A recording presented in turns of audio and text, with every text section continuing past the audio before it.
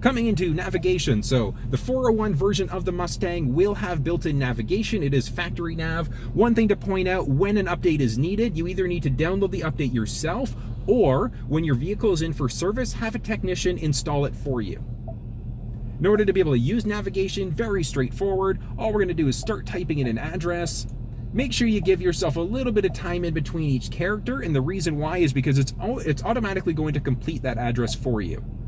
So we've got that address selected. We can do a couple things. If you constantly go to the address, so if it's one that you normally go to, we can save it as a favorite, or we can just start.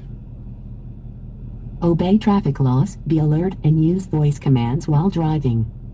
Please proceed to the highlighted route, and then the route guidance will start. There we go. So as you can see, we've got our route now that's activated. In order to be able to cancel the route, we're just going to hit this X button and cancel. So very, very straightforward. Cancel the route, should take a second. There we go. And bring our control screen back up and jump into our menu. We've got a ton of options here: screen view, traffic, navigation settings, things for like map preferences. So POI icons would be the big one. Do you want things like coffee shops and gas stations to show up? Route preferences, let's go up there for a sec.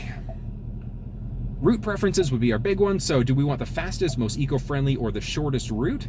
And then at the very bottom, we've also got the ability for our map to avoid freeways, toll roads, tunnels, car trains, etc. So if you have a preference, if you don't like driving on toll roads, you can set that up. And when the navigation's created, when your map is created, it's going to make sure that it avoids toll roads for you. Navigation preferences are just our guidance prompts. So as a turn is coming up, what happens?